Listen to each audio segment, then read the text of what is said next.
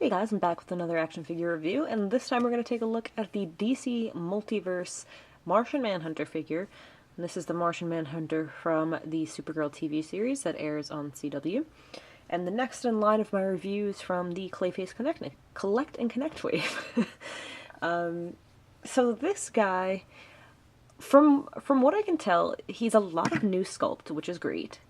But what throws me for a loop is the fact that since he has so much new sculpt, I'm not sure why Mattel didn't decide to add some new articulation into him, like they did with the Superman figure or the Batwoman or Jessica Cruz figures.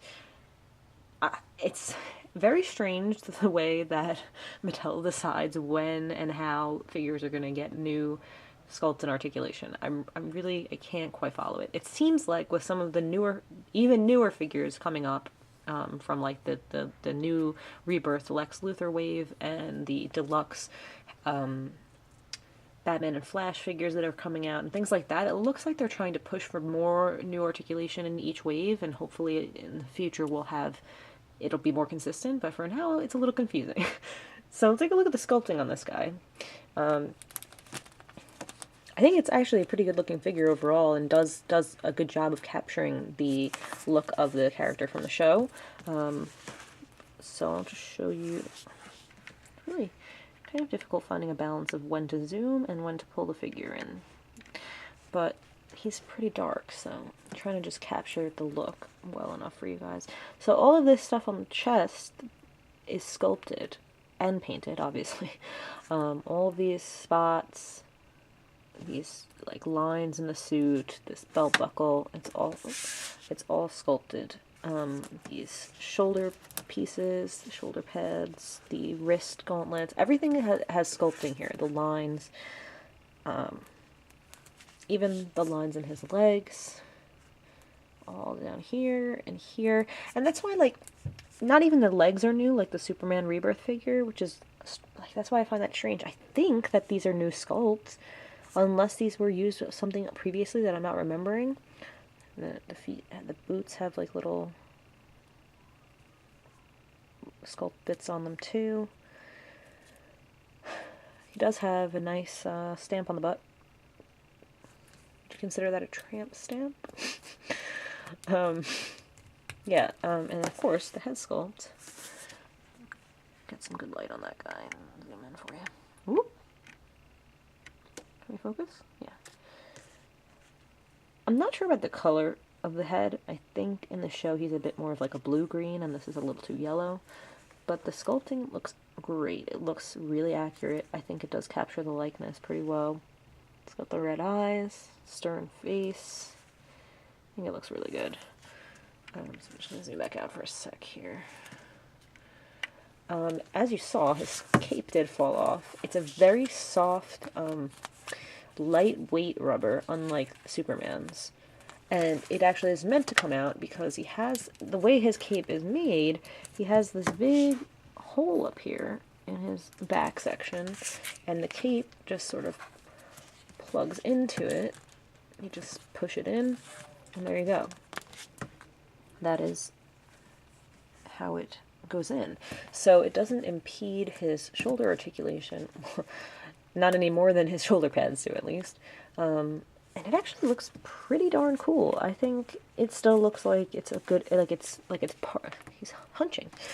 It looks like it's part of his, you know, suit. It doesn't look like it's out of place or sticking out too much. I think it looks really good. And I'm not really sure what drove them to make that decision on this figure, or, you know, and not on other ones ever, or whatever, but it's cool. It's a cool option, and if you want to take the cape off, I'm trying to think if he ever shows up in the show without his cape.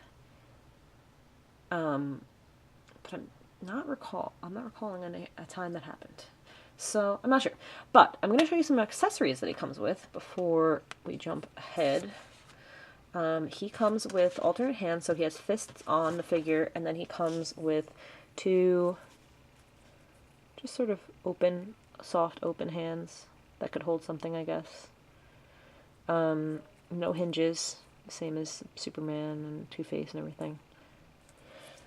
But the cooler accessory is Black Mercy. Like, how cool is it that he comes with this? This is from, so if you don't watch Supergirl, I I mean, I don't know why you'd watch this review, but there was an episode of Supergirl called For the Girl Who Has Everything, I think that is the full title. Yes. And it was based on the episode of JLU, Justice League Unlimited, or the original Justice League series, I'm not sure which one it was in. The Man Who Has Everything, and I think it was based off of a comic as well.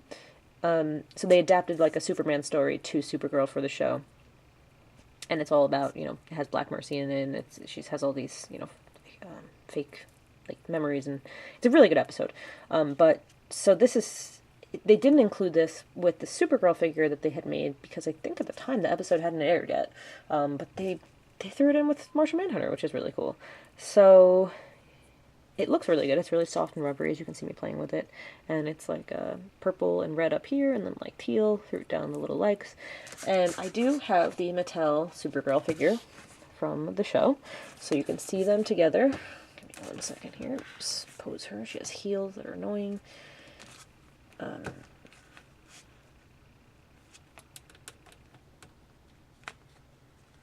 She doesn't want to stand. I know he's giving me trouble because I'm trying to, like, lean her. She has, like, a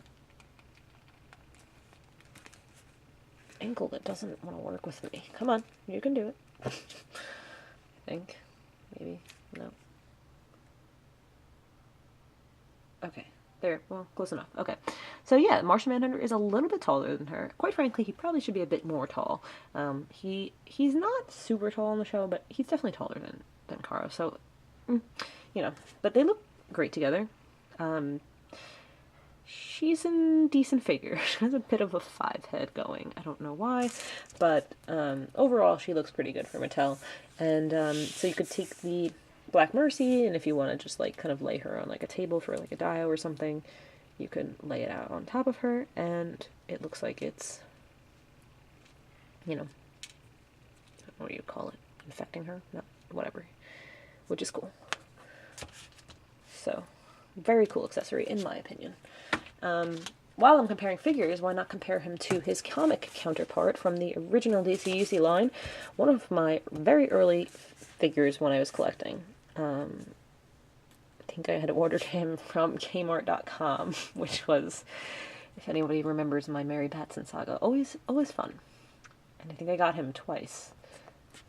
One time I wanted him, and one time I had been ordering Mary Batson, I think, if I remember correctly. So, as you can see, a lot smaller than his comic counterpart. I do think this figure should be a little bigger, but since he's in scale, at least almost in scale with his show counterpart, it's fine. I don't think anybody's gonna be taking this figure and putting them into a comic display. I have seen a few people mention that they would like to use him in their Justice League display. Of course, I didn't think to grab. You know what? Give me 1 quick second.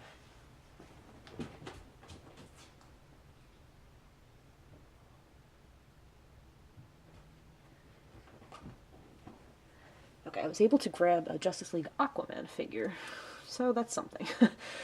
So this is, again, there's your comparison. I don't have anything else to say about that one.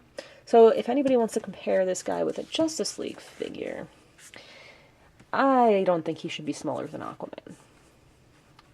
Nobody wants to stand. I don't know why. I'm on a flat surface here. There we go. So Aquaman looks a bit bigger than Martian Manhunter.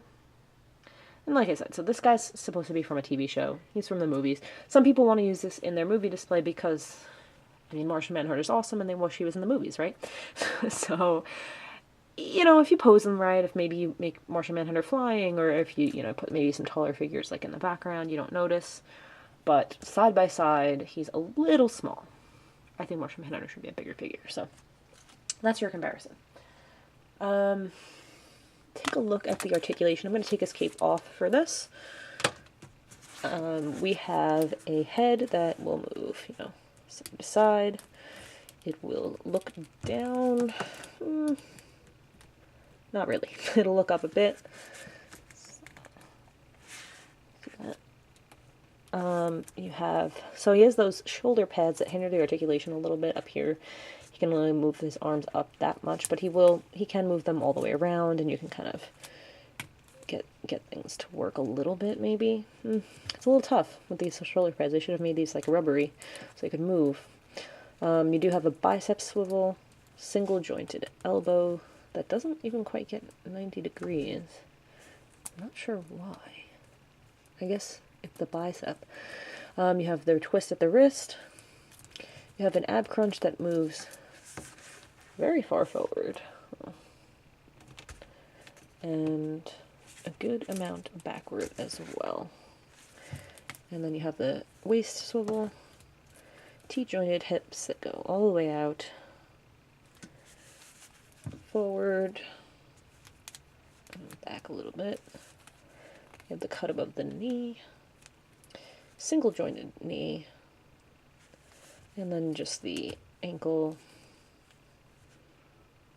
actually, look at that, all the way forward and back a good deal, but no rocker, so bit of a bummer there.